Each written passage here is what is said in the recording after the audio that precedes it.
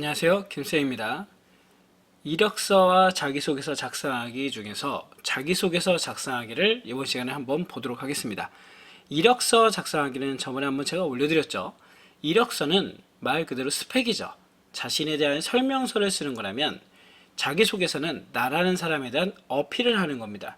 다른 말로 하면 설득문이죠. 여러분들이 물건을 살 때도 똑같은 물건이 잔뜩 있더라도 그 판매하는 영업사원들이 말에 의해서 구매를 하는 물건이 달라질 수가 있거든요. 똑같습니다. 여러분들이라는 상품을 회사에다가 판매를 해야 되는 거죠. 그래서 나라는 사람이 이렇게 매력적이다. 그래서 다른 지원자들 중에서 내가 이만큼 매력적이니까 나를 뽑아다오. 이렇게 얘기를 해야 되는 겁니다. 그 어필을 자기소개서에다 잘 적어야 된다.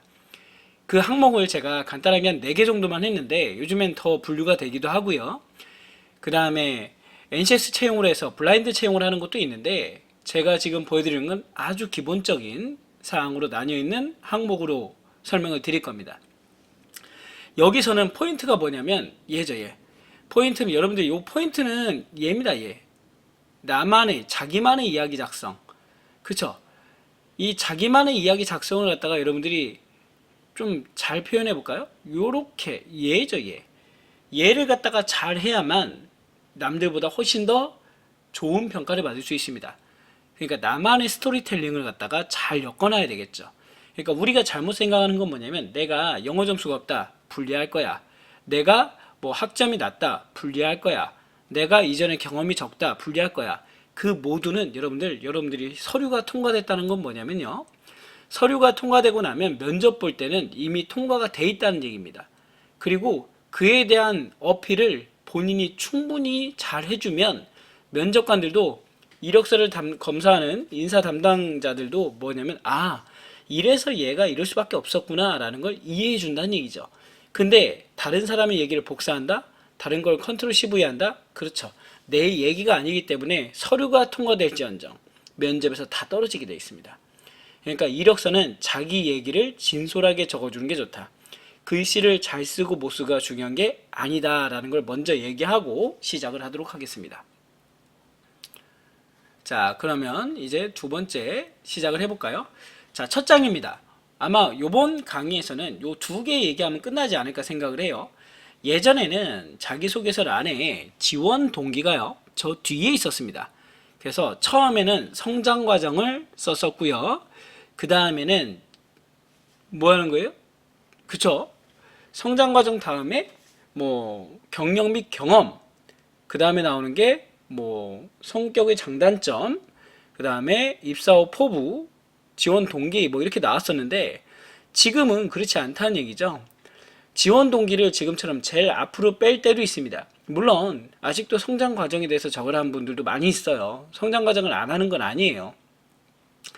자, 지원 동기를 제일 앞으로 뺀 이유는 뭡니까? 그렇죠. 네가 우리 회사에 왜 왔는지 나는 알고 싶어가 주가 된다는 얘기죠. 자, 지원 동기는 얘는 어떻게 써야 되냐? 여러분들 지원 동기는 그 직무 분야에 대한 지원 동기를 작성을 하는데요. 내가 이 직무로 희망을 하게 되는 이유. 보통 저 같은 경우에는 직업교육원에서 교육을 하다 보니까 이 직업교육원을 오게 된 이유가 있는 겁니다. 그러면 그 모든 이유를 다 지원 동기에다 풀어놔야 돼요. 예를 들면 뭐뭐를 풀어놔야 될까요? 그렇죠.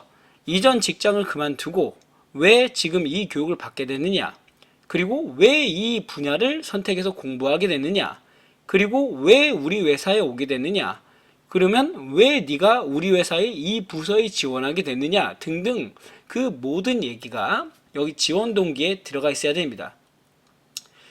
그 다음에 내가 만약에 그런 내용들을 안 썼다. 그럼 어떻게 되는 거예요? 그 내용들이 바로 뭐가 되는 거죠? 그죠? 면접의 질문이 되는 거죠. 자, 그러면 지원 동기를 크게 보면은 2가지로 볼 수 있을 것 같습니다. 뭐냐면 예를 들면 내가 대학교 전공자들은 또 대학교에서 다른 교육을 안 받았기 때문에 대학교 공부를 하다가 알았다 이렇게 가야 되겠죠? 예를 들면 대학교 학생들은 전공 공부를 하다 보니 아니면 관련 자격증을 취득하다 보니 내가 이쪽 분야에 대해서 관심이 있다는 걸 알게 됐고 그 분야에 내가 어떤 마인드를 가지고 공부하게 됐는데 그 마인드와 일치하게 되는 회사를 찾아보니 너희 회사가 있었다 라는 식으로 풀이를 해야 될 것 같습니다. 그러니까 경험이 있는 분들은 근데 틀려요. 경험이 있는 분들은 우선은 먼저 뭘 써야 되냐? 내가 이직을 하게 된 이유를 써야 됩니다. 내가 이전에 이직을 하게 된 이유는 이전 직장에서 직장 생활을 하다 보니까 안 맞다고 느꼈다든가 아니면 그 직장을 갖다가 좀 약간 기본적인 본인의 여건에 맞춰서 빨리 취업을 하다 보니 처음에는 원하지 않은 분야였을 수도 있겠죠.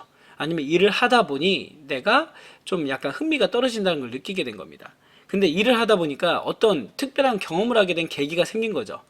예를 들어서 물류를 경험해 봤거나 생산을 경험해 봤거나 회계를 경험해 봤거나 아니면 다른 기안을 해 봤거나 마케팅을 했던 경험이 있는데 그때 내가 너무 잘한 겁니다.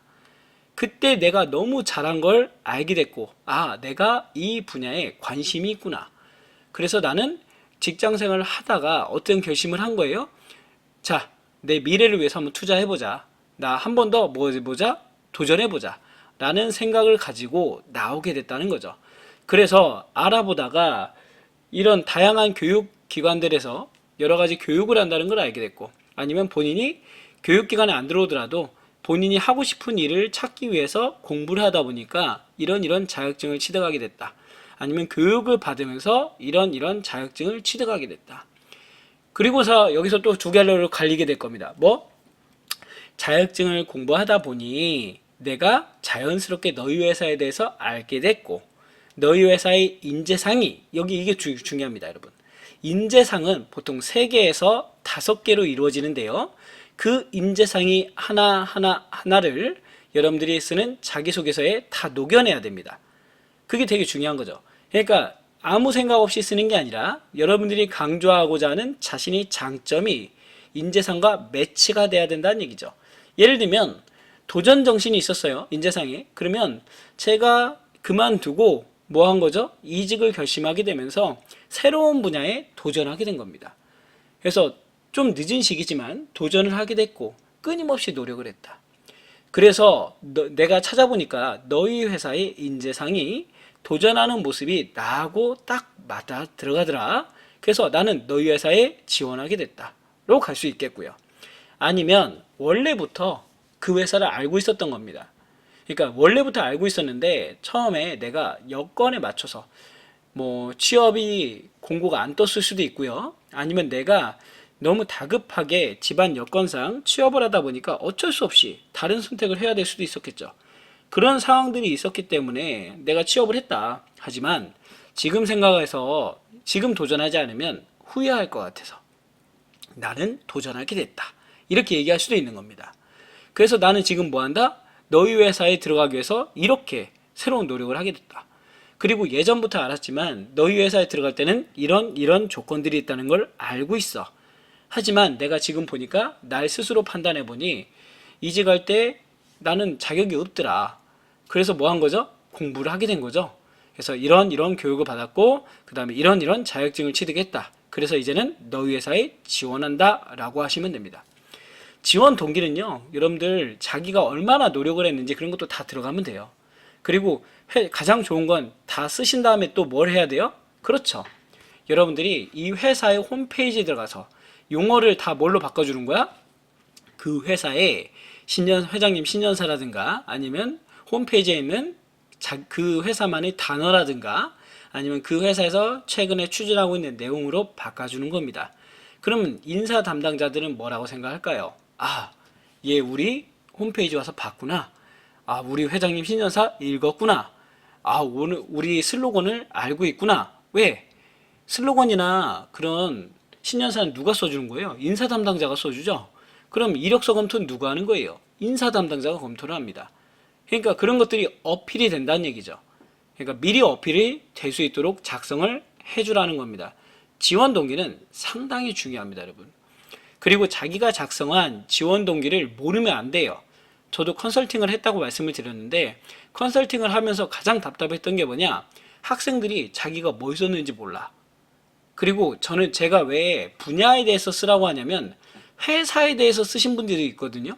근데 그 회사에 대해서 쓰신 분들이 다른 회사를 지원할 때 급하다 보니까 수시 채용이 요즘에 많아졌죠. 아무 생각 없이 이전 회사에 지원했던 이력서를 그대로 보내버립니다. 그 얘기인즉슨 삼성에 지원하는데 LG가 써있다는 얘기예요. 근데 이거 없을 것 같죠? 회사 인사 담당자들이 낸 그 이력서 이런 사람은 안 뽑아요 라는 설문을 보면 20에서 30% 정도가 그렇게 작성해서 낸다고 합니다. 그럼 자기는 자기도 모르게 떨어지는 거예요. 그래서 지원 동기를 쓰실 때는 될 수 있으면은 회사 분야에 맞춰서 작성을 하시고요. 그리고 자기가 왜 이 공부를 했는지 주구장창 풀어놔야 된다. 안 그러면 그게 다 질문이 되고 아니면 나한테 오히려 발목을 잡는 계기가 된다는 얘기입니다. 자, 그러면 지원 동기를 했습니다. 자, 지원 동기를 하고 나면 여기 밑에 순서대로 볼까요? 저는 성격의 장단점 예전에 했던 사례를 가져온 거라 순서는 틀릴 수 있습니다. 성격의 장단점이라고 해서 나오는데 장점과 단점을 적으라 했습니다. 그리고 하나 더. 여러분들 이거 쓰실 때 어떤 분들이 몇 자 적으면 좋을까요? 라고 물어보는데 보통 500자로 얘기를 합니다. 500자로 하면 몇 줄? 그렇죠. 10줄에서 한 12줄 정도 될까요? 10에서 12줄 정도? 자, 그리고 하실 때는 꼭 오타 검증 하세요. 오타 검증. 오타 검증 하시고요. 그 다음에 문맥 검증 하셔야 됩니다. 이게 여러분들 오타를 네이버 맞춤법에서 검토할 수 있잖아요. 그건 하시는데 문맥을 안 보시는 경우가 있어요. 그럼 잘못하면 할머니 가방이 들어가신다가 돼버립니다. 그래서 꼭 오타를 체크를 하더라도 자기가 한번 문맥도 체크를 하시라 라고 말씀을 드리고요. 하고 나면 여러분들이 보시면은 예전에도 마찬가지였고 지금도 마찬가지겠지만 전체를 아우를 수 있는 소제목을 적어주시는 게 좋습니다. 이 소제목은 근데 예전하고 틀려진 게 뭐냐면 소제목은 과거에는 문장형으로 작성을 했다면 지금은 인스타그램에 보면 해시태그처럼 작성을 한다는 얘기죠. 샵 하는 것처럼 해시태그 형식으로라도 위에 적어주시라. 그래서 요즘에는 문장을 다 안 읽어요. 생각해 보세요, 여러분. 한번 지원 공고가 뜨면 뭐 한 분야에 2,000명, 3,000명이 지원을 해요. 그러면 인사 담당자들이 그걸 다 읽을 수가 없어. 그러면 그 위에 있는 소제목을 보면서 내가 볼 사람 안 볼 사람을 뺀다는 얘기죠. 그럼 또 여기서 헷갈리는 내용이 뭐냐? 소제목은 언제 적나요? 하시는데 소제목은 위에 있는 지원 동기 500자가 다 작성되고 나면 오타 검증까지 되고 문맥 검증까지 되고 나면 그 문장을 다 읽어보시고 그 문장을 대표할 수 있도록 요약하는 겁니다. 그러니까 먼저 적는 게 아니라 언제 적는 거다? 제일 마지막에 적으시라. 이것도 왜 이런 얘기를 하냐면 어떤 분들은 소제목부터 적고 시작을 하신 분도 있어요. 그러면 우리가 흔히 얘기하죠. 이력서 자기소개서에서 문장이 산으로 간다고. 그리고 또 뭐예요? 여기서 그렇죠. 접속사 그 다음에 조사를 신경 써주셔야 되겠죠. 은는이가 하고 문장 하나하나 연결할 때 접속사 꼭 신경 써주셔야 됩니다. 이런 사소한 거에서 틀리면 아예 쳐다도 안 봅니다. 내용도 보지 않고 그냥 아웃 되는 거고요. 지원 동기에서 또 중요한 건 뭐냐? 한자어, 그 다음에 영어. 왜냐면 문장 같은 거, 영어 문장 같은 거 웬만하면 쓰지 마세요. 그러니까 어설픈 한자어, 어설픈 영어 문장은 오히려 독이 된다 라고 말씀을 드립니다. 왜냐면 가끔 가다 보면 한자어다라고 해서 적어놨는데 한자가 틀린 분도 있다니까요. 그리고 영어 수거다라고 했는데 어디서 자기가 보고 했는지를 대답을 못해. 그러면 안 쓴 일만 못하고요. 그리고 또 뭐 쓰면 안 된다? 전공 용어는 웬만하면 쓰지 마세요. 이게 뭐냐면 제가 아까도 얘기했지만 이 이력서와 자기소개서는 누가 보는 거라고요? 인사 담당자가 본다니까요. 인사 담당자가 보는데 자기가 전공을 그렇게 잘했다고 어필하고 싶어서 전공 약어들을 쓰시는데 인사 담당자는 못 알아듣습니다. 그러면 오히려 뭐가 되는 거예요? 이게 뭔 소리야? 해가면서 제껴버리겠죠. 그래서 절대 뭐 하지 마라? 전공 용어를 쓰지 마라. 물론 전공 용어를 이해하기 쉽게 한글로 풀었으면 되는데 그러면 500자 한참 넘어갈 겁니다. 그럼 어떤 분들이 또 얘기하겠죠. 많이 쓰면 좋은 게 아닐까요? 여러분들 자소서를 쓰면 안 돼요. 자소서를 써야 됩니다. 한 장에서 두 장 딱 지정하는 범위가 있고요. 심지어 요즘에는 300자로 줄이세요도 있어요. 그러면 어떻게 되냐면 많은 걸 줄일 수는 있지만 적은 걸 늘릴 수는 없겠죠. 우선은 써서 기본적으로 500자로 만들어 놓고 나중에 축약하는 겁니다. 기본은 500자 정도로 작성을 꼭 해두시라 라고 말씀을 드리고 성격의 장단점은 장점과 단점을 마찬가지로 적으시는데 장점을 몇 퍼센트 정도? 80% 정도로 작성을 하시고요. 그 다음에 단점을, 옛날엔 단점을 적지 말라 했어요. 근데 요즘엔 단점도 적으셔야 됩니다. 단점은 20% 정도. 근데 사소한 단점으로 적으시면 되겠죠. 자, 이게 무슨 얘기냐? 장점을 적을 경우에는 자기의 장점을 갖다가 정확하게 적어주시고, 그리고 뭘로 적어야 돼요? 항상 그쵸? 두 갈식으로 적어주셔야 돼. 두 갈식. 무슨 얘기냐? 가장 좋은 건 제 성격의 장점은 무엇이라고 생각합니다. 하고, 왜냐하면 하고 자기의 뭐예요? 경험과 사례를 그때 나열하시면 돼요. 근데 잘못하시는 분들은 자기 경험과 사례를 한 7줄 적어.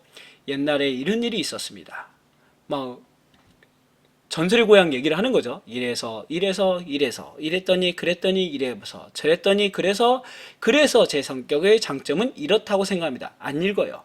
안 읽습니다. 그때까지 언제 기다려줄 거야? 아우 하고서 버려버립니다.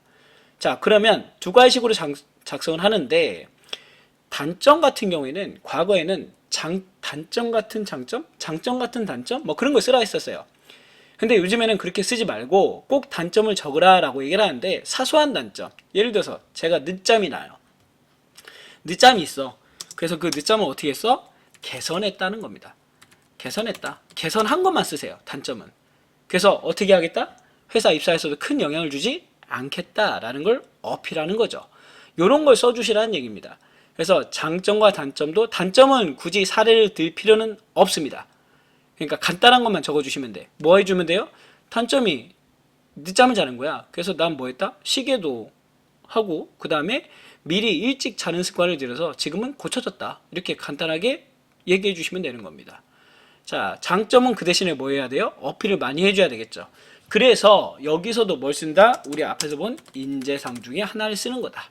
인재상 중에 내 취업 분야의 인재상. 여기도 뭐라고요? 인재상에서 하나씩 갖다 쓴다는 얘기죠. 인재상과 인재상. 자, 두세 개, 인재상은 3개에서 5개라 했어요. 그거 갖다 하나씩 쓰는 겁니다. 그러니까 분야에 따라서 뭐가 달라질 수도 있다? 자기소개서의 양식과 내용은 달라질 수가 있겠죠. 당연한 얘기입니다. 자, 이렇게 해서 보시는데 제가 참고할 만한 걸 알려드릴게요. 워크넷입니다. 저번에도 한번 이력서 쓸 때도 말씀을 드렸는데, 저 같은 컨설팅 하는 사람들 수백 명을 모아서 그 사람들한테 문의를 해가지고 자기소개서를 어떻게 쓰면 되느냐라고 어필을 해놨어요. 그래서 워크넷에 취업의 모든 것에 들어가면 이력서와 자기소개서 작성하기가 있습니다. 자, 여기 안에 자, 자기소개서라는 게 나오죠. 자신을 짧게 소개한 글이다. 의지를 표현하는 거고요. 나라는 사람에 대해서 어필을 하는 거죠. 그래서 이렇게 지원 동기, 직무에 대한 경험, 면접에 대한 기초자료, 아까도 얘기했었죠. 핵심 위주로 작성을 해라. 작성하기 전에는 면접의 근거 자료가 되기 때문에 정확하게 작성을 해야 되고요. 그 다음에 기업이 원하는 성향과 역량을 파악해라. 인재상이죠. 그 다음에 구체적으로 작성하고 진정성 있게. 그 다음에 인사 담당자가 있는 겁니다. 그래서 문장 길이가 길어지지 않고 내용도 정리하고요. 그 다음에 제일 중요한 거죠. 나만의 얘기를 쓰는 겁니다. 그래서 이렇게 다양한 내용들을 쓰는데, 그러면 이번에 우리가 성장 과정과 성격의 장단점을 봤죠. 지원 동기부터 볼까요? 지원 동기부터 보겠습니다. 자, 지원 동기는 잘 보세요, 여러분. 회사에 대한 직무를 이해하고 있는지 홈페이지 가보라 했죠. 그 다음에 입사하고자 하는 확고한 의지를 보여줘야 됩니다. 지원 동기는 직무와 관련 있는 경험, 직무를 수행하기 위해 쌓아온 역량을 작성하고, 지원 동기에 대한 인재상, 회사에 대한 정보를 파악하고, 제가 홈페이지 들어가라 했죠. 작성을 해야 된다. 그래서 내가 그 회사에 적합한 인재란 걸 아까처럼 어필해야 되고요. 핵심 가치와 연결을 지어서 어필해야 된다. 인재상. 그리고 직무 수행에 필요한 역량, 아까 어떤 자격증을 취득하기 위해서 노력했다, 아니면 어떤 교육을 받았다. 그 다음에 근거 작성을 해 주셔야 된다. 그래서 이렇게 보시면 되고요. 그 다음에 아까 성격의 장단점도 있었죠. 성격의 장단점 지금 제가 두서없이 이렇게 섞어놨네요. 나머지도 다 한번 말씀을 드릴 텐데, 성격의 장단점은 개인적 성향뿐만 아니라 조직에 잘 융화될 수 있는지 알아봐야 된다. 그래서 직무에 필요한 강점, 그 다음에 치명적이지 않은 단점이에요. 사소한 단점이라 했죠. 그리고 여기도 마찬가지 뭐다? 인재상에 부합되는 장점을 써야 된다. 그 다음에 근거 사례를 명확하게 들고요. 단점은 사소한 단점인데 개선하기 위한 노력과 개선된 정도, 예를 들면 예전에 제가 우리 학생 중에서 어떤 분이 저한테 이력서 컨설팅을 받았어요. 영업 지원직, 영업 관리직을 가고 싶대요. 그래 좋다 이력서 써보자 했는데 본인이 대인기피증이 있대. 근데 그걸 또 썼어요. 단점으로. 그 얘기는 내가 뭐 하라는 얘기야? 나 그 회사 입사하기 싫어요 이 얘기입니다. 정확하게 어필해야 되는데 부정적인 내용을 쓴다? 아니죠. 보지도 않습니다.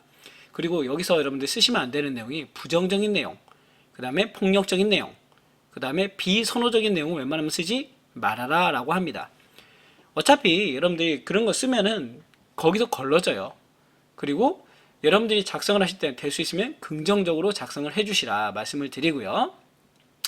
얘기를 하다 보니까 좀 길어지는데 자기소개서에 1강으로 해가지고 지원 동기와 성격의 장단점 쓰는 걸 마무리 짓고요. 다음에는 뭐 직무 역량, 입사 후 포부 여기는 안 나왔는데 성장 과정도 말씀을 드리도록 하겠습니다. 자, 그 다음에 중간중간에 여러분들이 말씀을 하시는데 나중에 제가 지금은 네이버에서 엑스퍼트에서 이력서 컨설팅도 하고 있거든요. 그래서 나중에 제일 마지막 장에는 이력서 엑스퍼트 주소도 알려드릴 텐데 여러분들 이력서는 정말 중요합니다. 자기소개서도 엄청 중요하고요. 그래서 사실과 나만의 이야기 꼭 이 두 가지를 기억해서 작성을 해주시고 오늘은 이 위에 있는 두 강이 끝났으니까요. 지원 동기와 성격의 장단점을 차분하게 앉아서 작성을 해주시면 될 것 같습니다. 그리고 작성을 하게 되면 본인만 알고 있지 말고요. 다른 사람한테도 읽어주고 서로 공유해서 읽어도 보고 첨삭도 하고 우리가 흔히 소설 쓰면 강평하는 것처럼 강평도 서로 해보세요. 좋다 나쁘다 이 부분이 좀 어색하다 다른 사람이 들어줘야 됩니다. 부끄럽게 생각하지 말고요. 어차피 면접 보러 가면 더 부끄러워. 그러니까 지금 조금 부끄럽더라도 연습을 해보시는 게 훨씬 더 낫다 말씀을 드립니다. 그럼 오늘 자기소개서 작성 1강 마무리 짓고요. 다음엔 2강 진행하도록 하겠습니다. 수고하셨습니다.